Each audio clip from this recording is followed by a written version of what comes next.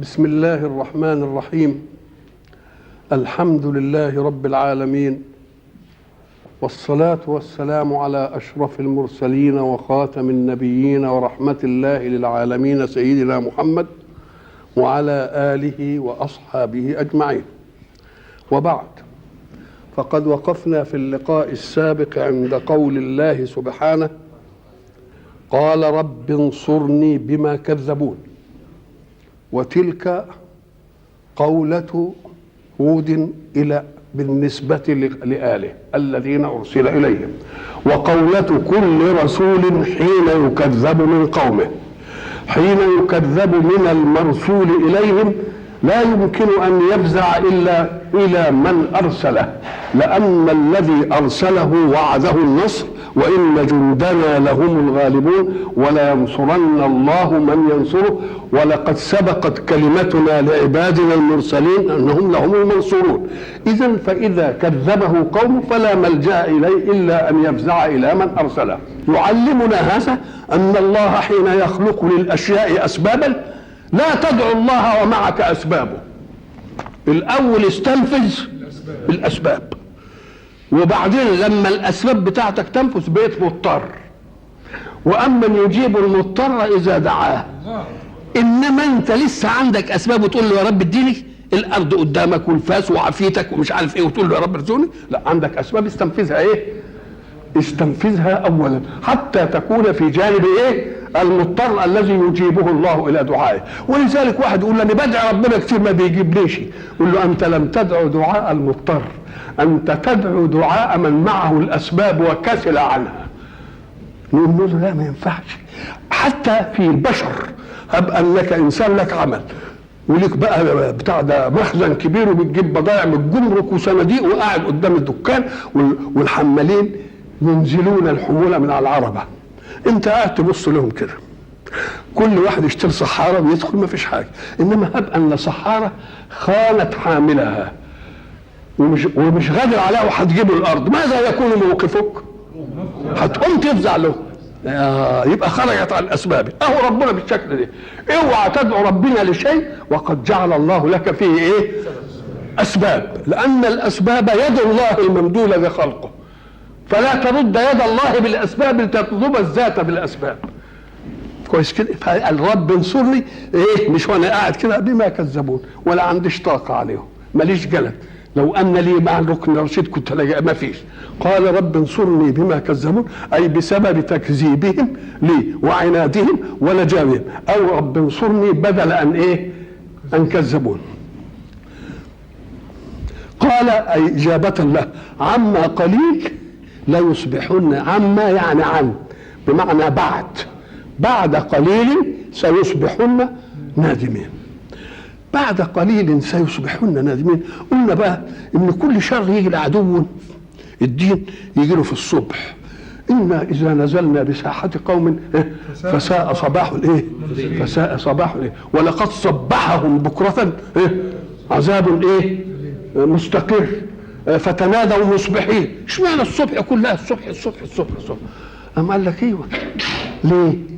أم قال لك لأن الصبح ده اللي جاي والناس نايمة، وما دام الناس نايمه يبقى في خمول حركي على ما تقوم وتتمطع بقى وتتعمل. فلما يجي لهم الخبطه في وقت الصبح يبقى يصادفوا منهم ايه؟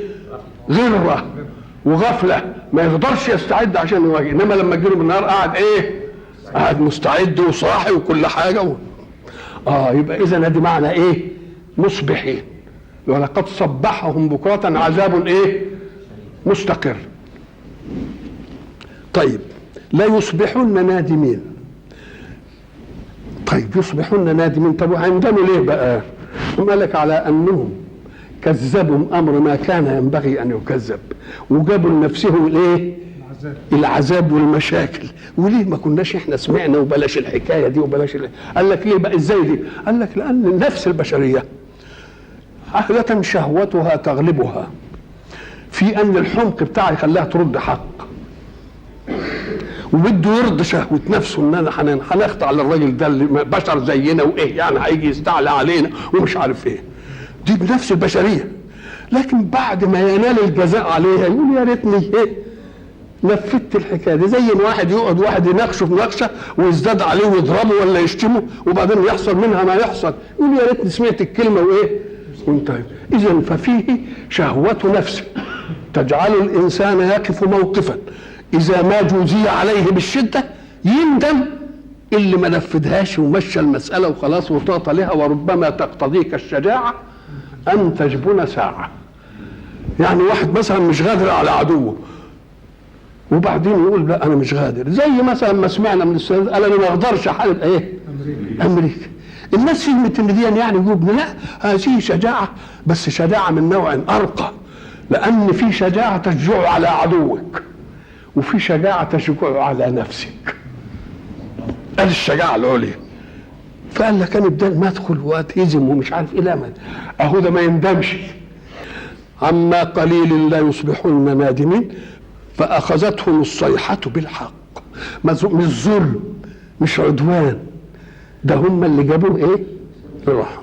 الصيحه ده هي اما فاهلكوا بريح ايه صرصر عاتيه، مش اما ثمود فاهلكوا ايه بالطياره، وما عادوا فاهلكوا بريح ايه صرصر عاتيه. وهنا بالصيحه قال لك لان الريح لما تيجي صرصر يبقى لها صوت مزمجر ولا لا؟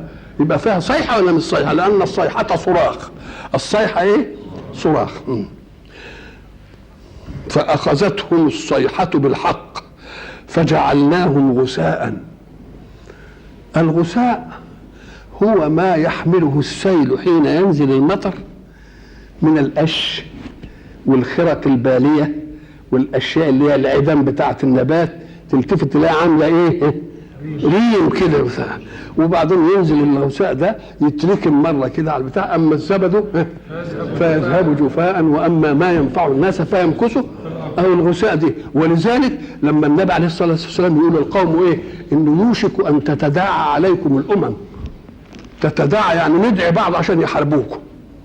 يوشك ان الامم تتداعى تدعو بعضها عشان ايه يحاربوكم، كما تداعى الأكلة إلى قصعتها.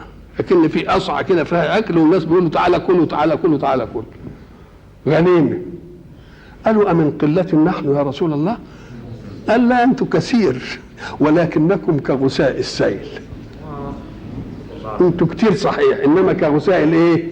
كغثاء السيل يذهب جفاء.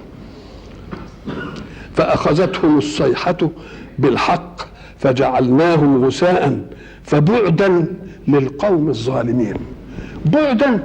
بعدا عن ايه؟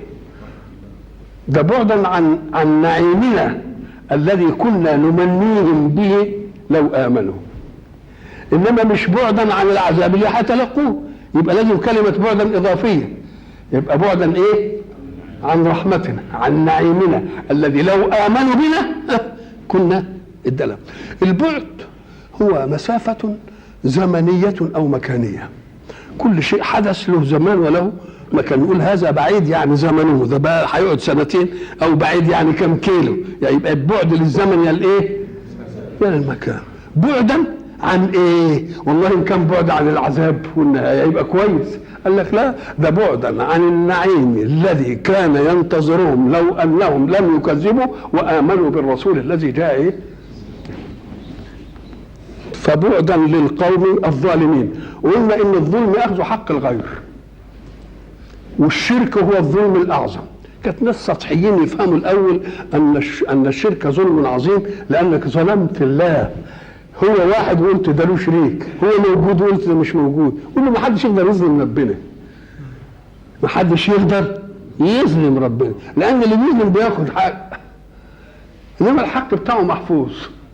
الحق بتاعه محفوظ وثابت له حتى وان على الباطل. ولذلك ايه ليجعل كلمة الذين كفروا ايه كان الاصول وكلمة الله العليا، مش كده؟ ليجعل كلمة الذين كفروا ايه مفعول، لكن ما قالش وكلمة الله العليا. قال لك لا، لان لما يجعل كلمة الله العليا كأن كلمة الله في يوم ما لم تكن عليا. لا، قال وكلمة الله هي العليا دائما وإن علت كلمة الكافرين. ليه؟ قال لك لأن علو كلمة الكافرين ده علو لكلمة الله. ليه؟ قال لك لأن الكفر إذا علا إيه اللي يحصل؟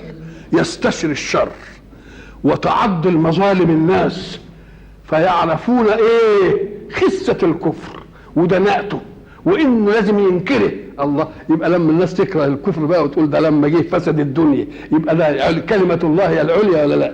إذا فكلمة الله هي العليا إيه؟ هي العليا دائما.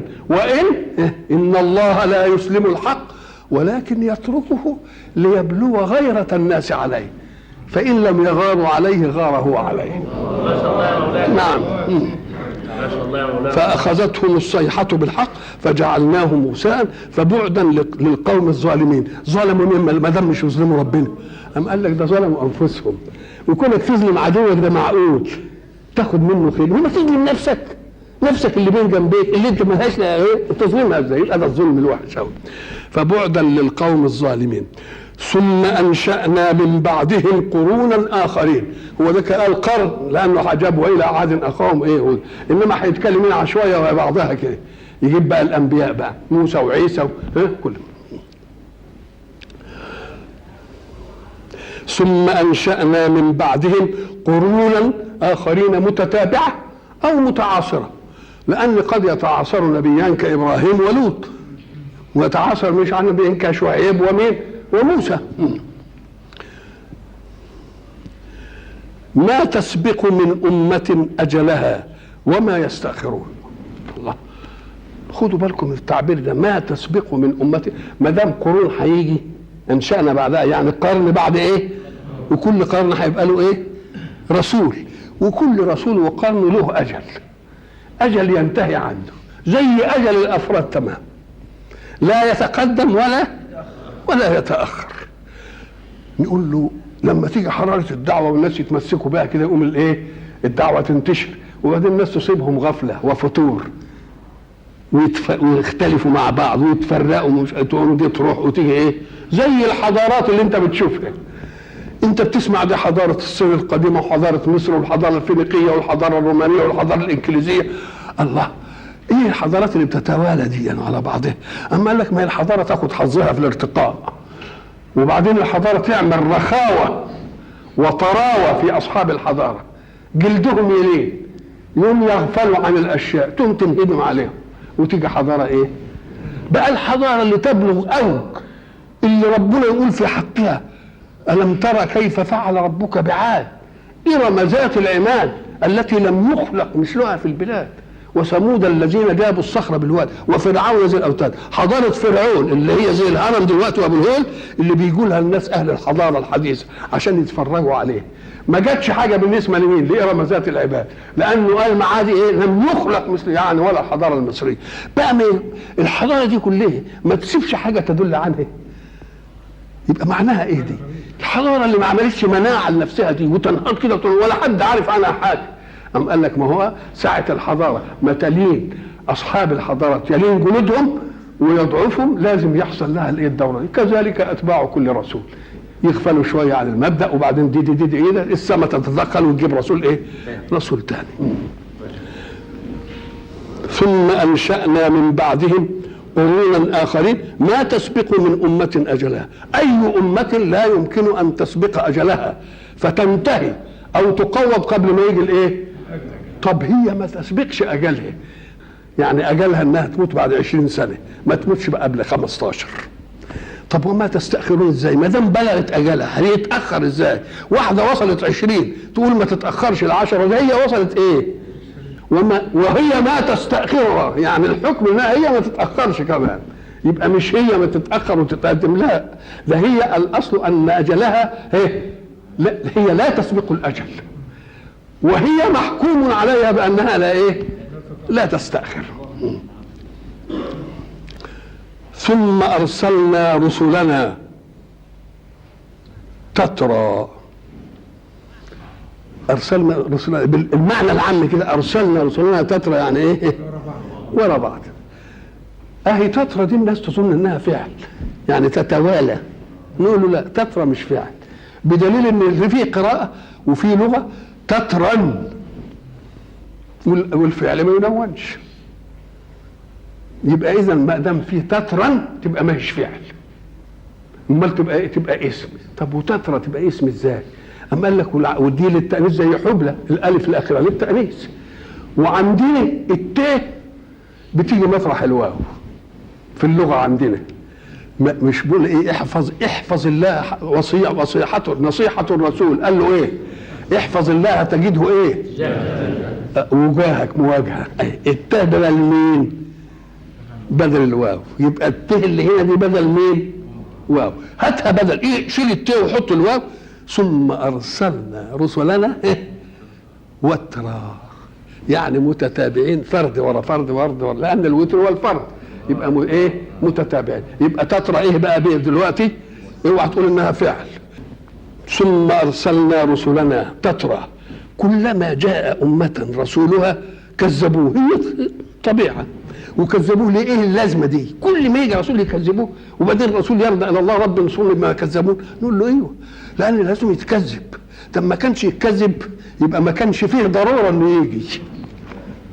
ما كانش يتكذب لانه هو جه ليه؟ ده ما يجيء رسول الا حين يستشري الباطل والطغيان. يبقى ايه؟ وما دام الباطل استشرى والطغيان زاد والشر، مش في ناس منتفعين بيه؟ طيب اللي منتفع بده يدافع عن هدا ولا لا؟ ساعه ما يجي رسول يقول له ابعد، خلينا نهيص في الحكايه دي. يبقى اذا تكذيبهم ده دليل على ايه؟ على صواب مجيء الرسول. صواب، والا لو ما كانش دول يكذبوا ويتحمسوا للباطل يبقى ما كانش في ضروره. ايه اللي يجي؟ مش ضروره. نعم. فاتبعنا بعضهم بعضا، ده يروح وده ايه؟ يجي. وجعلناهم احاديث. كل بقى اللي يجي ده جعلناهم ايه؟ احاديث. اتبعنا بعضهم بعضا اللي هم من الرسل ولا اللي يكذبوا الرسل؟ هم دول يجوا ونهلكهم ودول يجوا ونهلكهم. وجعلناهم احاديث.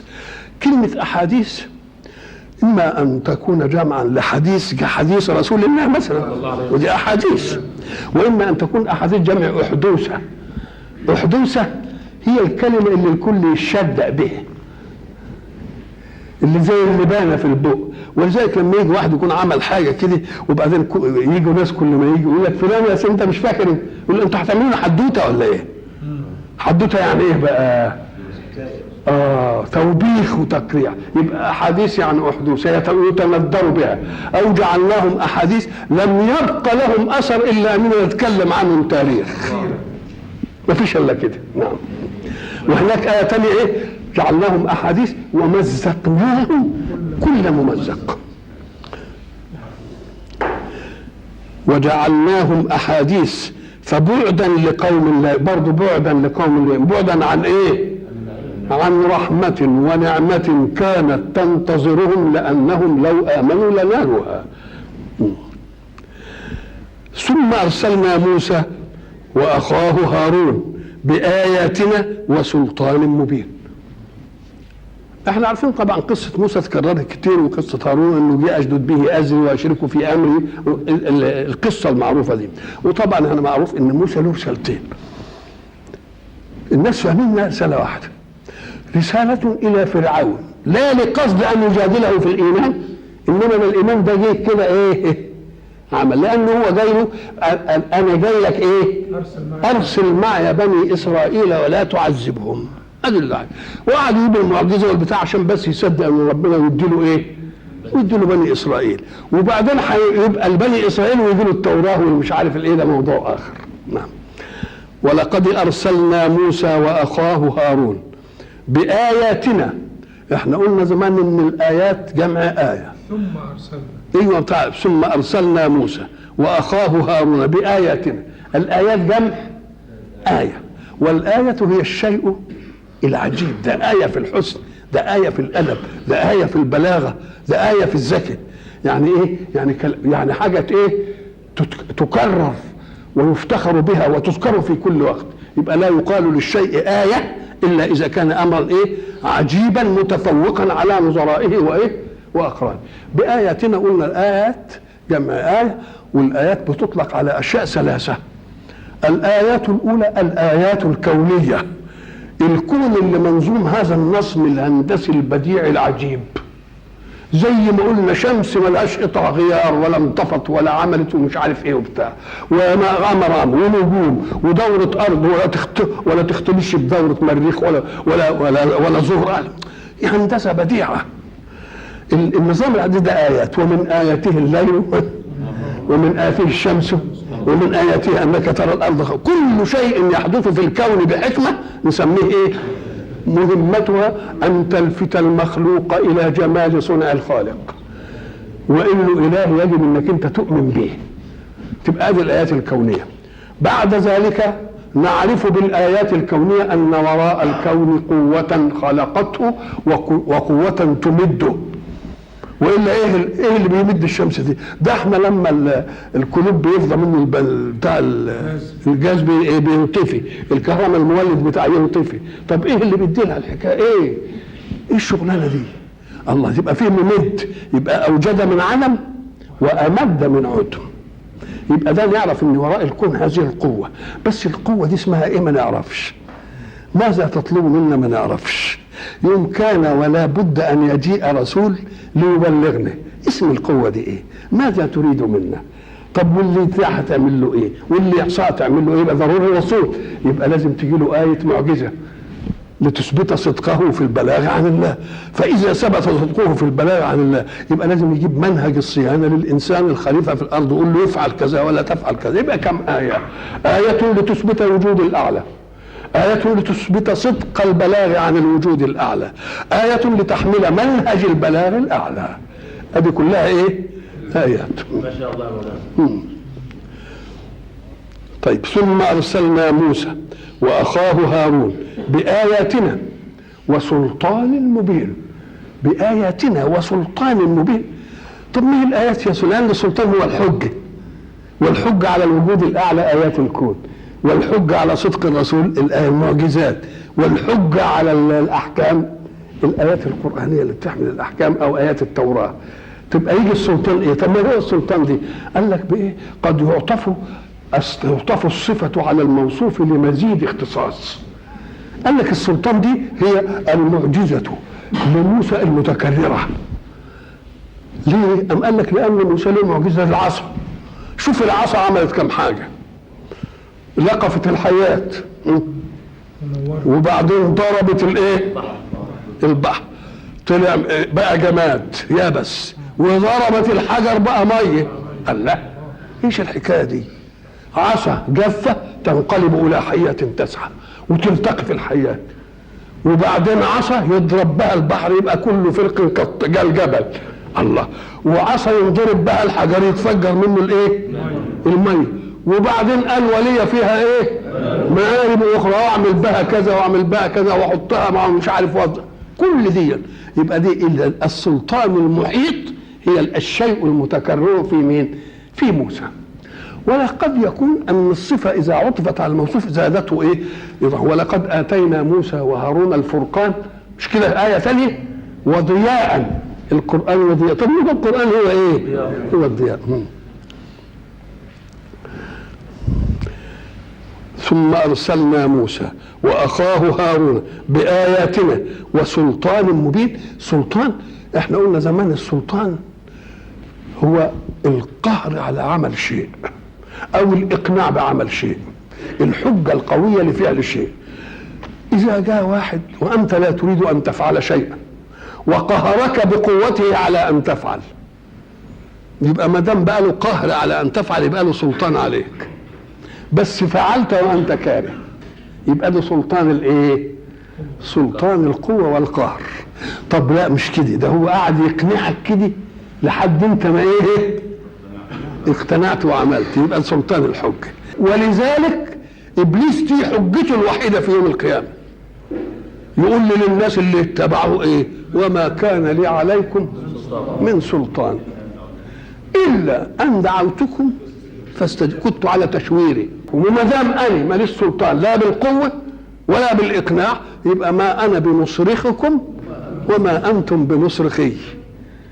ايه مصرخكم ومصرخي؟